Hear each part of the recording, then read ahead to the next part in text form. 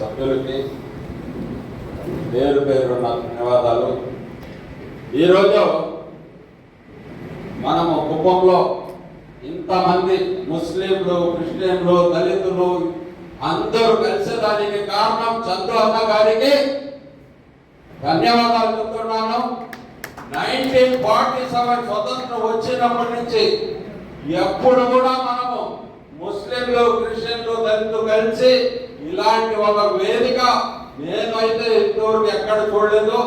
ఇలాంటి వేదికను ఏర్పాటు చేసిన మన అన్న చంద్రన్న గారికి, అలాగే ముస్లిం ఐక్య వేదిక మన రాష్ట్ర అధ్యక్షుడు గౌరవనీయులు జాఫర్ పులి గారికి, ఇద్దరు ఇక్కడ వేదిక మీద కలిసినారంటే వాళ్ళిద్దరిలో ఏదో ఒక తపన, ప్రజలకు ఏదో ఒకటి చేయాలి, నిరంతరం ప్రతి క్షణం ప్రజలకు ఏదో ఒకటి చేయాలి, మన అందరూ కలిసికట్టుగా ఉండాలనేసి ఒక భావనతో ఈరోజు మనం అందరూ ఉంటాము.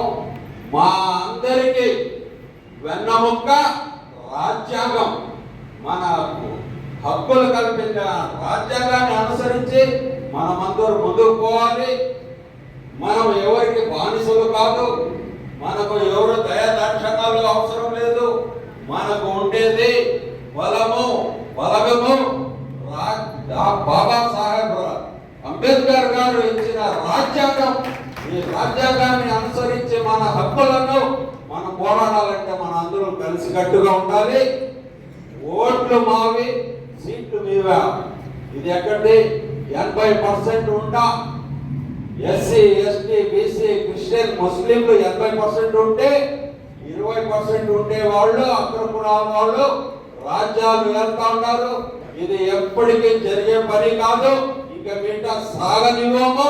మనమందరూ కలిసికట్టుగా ఉండి మన హక్కులను మనము సాధించుకుంటాం. అలాగే చూడండి,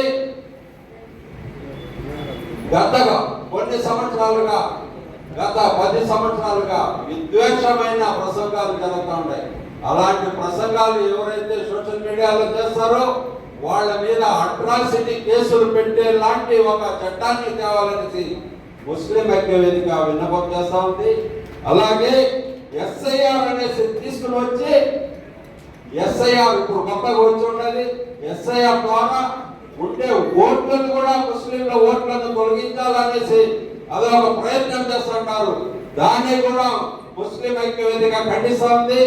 భారతదేశానికి చట్టము, న్యాయము, ధర్మము 3 సింహాలైతే కనిపించిన 4వ సింహమే డాక్టర్ అంబేద్కర్ గారు రచించిన మన రాజ్యాంగం అనేసి అందరికి తెలియజేస్తూ, ఇంకా బిడ్డ మనం అందరూ తనితనిగా లేకుండా కలిసి కట్టుగా ఉండి ముస్లిం ఐక్య వేదిక బహుజన సేనకు మద్దతుగా ఉండాలనేసి తెలియజేస్తూ, నాకు ఈ అవకాశం ఇచ్చిన ప్రతి ఒక్కరికి పేరు పేరు నా ధన్యవాదాలు. ఇప్పుడు